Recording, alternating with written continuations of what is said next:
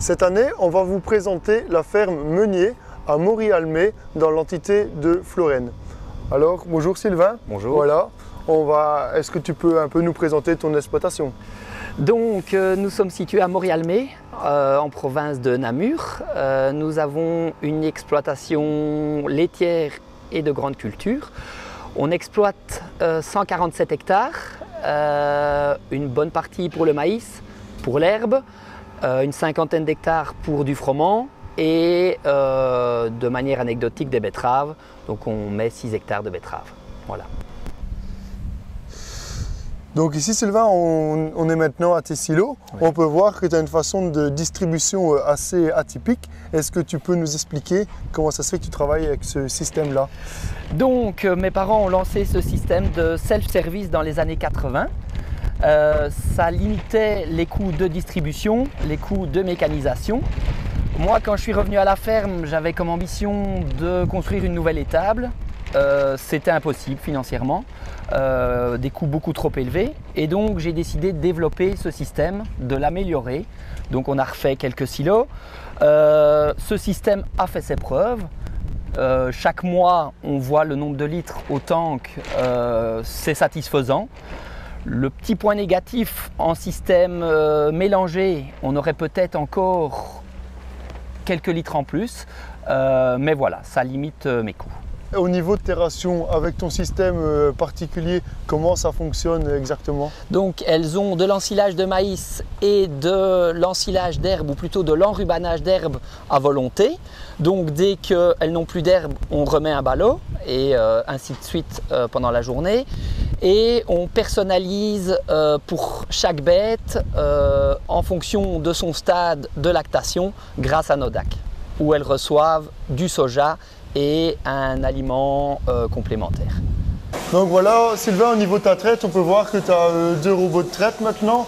Parle-nous un peu des expériences et l'évolution au niveau de ta traite, quoi. Donc on traite 120 vaches, un peu plus de 120 vaches avec 2 robots de traite de Laval. Le premier a été installé en 2009, donc on était dans les premiers à s'équiper de ça. Et on a installé le second en 2020, qui est un modèle plus perfectionné, plus réactif, plus moderne finalement. Et c'est une belle évolution puisqu'on parvient à faire travailler une machine d'il y a 10 ans avec une machine d'aujourd'hui et ils sont assez complémentaires. Donc on est assez satisfait. Les rendements laitiers sont bons, on en est content. Alors voilà, tu étais l'un des testeurs pilotes de notre programme Agrility, qui est un outil d'information et d'aide à la décision. Quels ont été tes intérêts d'utiliser ce système? Donc on a installé ça dans le courant du mois de juillet, peut-être un peu tard parce que ça aurait pu me permettre de prendre d'autres décisions pour le désherbage, mais soit, donc on l'a installé au mois de juillet et ça a été un outil d'une grande aide pour la décision de la date de récolte car au mois d'août, le programme m'indiquait déjà que la récolte serait prévue dans la première quinzaine du mois de septembre. À ce moment-là, je n'y croyais pas et au final, ça s'est révélé totalement exact. Le taux de matière sèche était vraiment approprié pour ensiler, contrairement à l'année passée où on avait pris la décision d'ensiler, mais trop tard, ce qui fait qu'on s'est retrouvé avec un maïs avec un taux de matière sèche trop élevé. Et dans notre système de self-service, il est primordial que le taux de matière sèche soit le moins élevé possible, mais bien entendu que la plante soit au stade optimal pour la récolte. Donc on doit vraiment trouver un créneau de récolte qui est compliqué à cerner. Donc voilà, ici on peut voir ça aussi sur Agrility qu'au niveau de tes variétés de maïs, ton choix variétal, tu es plus ou moins avec des FAO 220. Quels sont tes critères de choix variétal?